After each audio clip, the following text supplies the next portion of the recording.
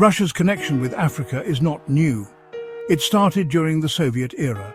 The Soviet Union supported many African nations fighting for independence. This support was mainly ideological.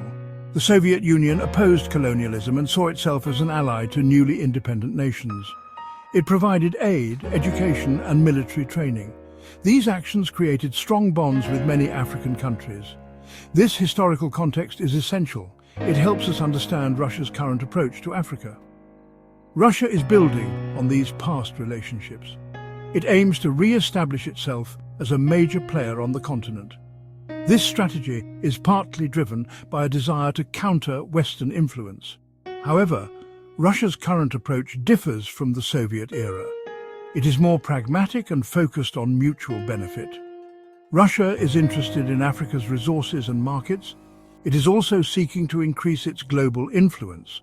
Africa, with its growing population and economies, presents a significant opportunity for Russia. Russia is actively strengthening its political ties with African countries. It engages with them through various platforms. One key platform is the African Union. Russia participates in AU summits and forums. It uses these events to promote dialogue and cooperation. Bilateral agreements are another crucial aspect of Russia's strategy. It has signed numerous agreements with African nations. These agreements cover various areas, including trade, investment, and security.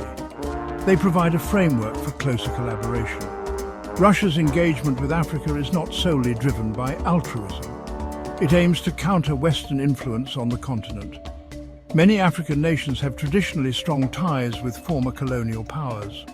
Russia sees an opportunity to offer an alternative partnership. This approach aligns with Russia's broader foreign policy goal of challenging the Western-led world order.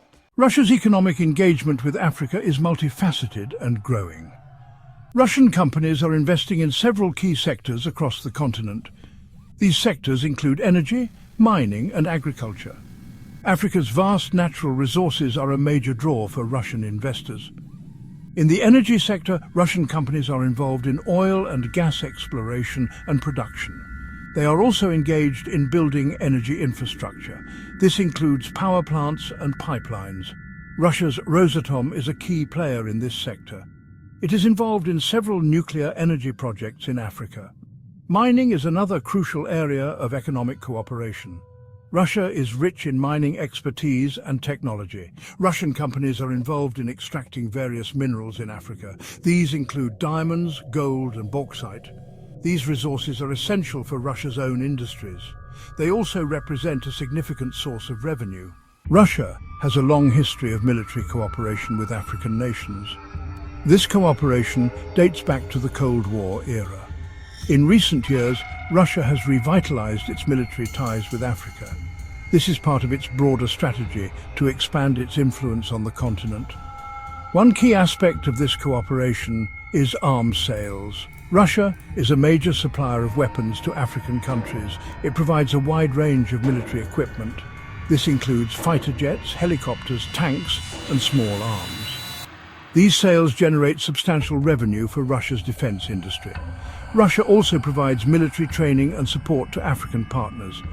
This includes training military personnel, providing technical assistance, and conducting joint exercises. This cooperation aims to strengthen the capabilities of African militaries. Beyond conventional military cooperation, Russia is increasingly relying on private military companies in Africa. The most prominent of these is the Wagner Group. Wagner operates in several African countries, including the Central African Republic, Mali, and Libya. Enjoying our content? Don't forget to like, share, and subscribe to our YouTube channel.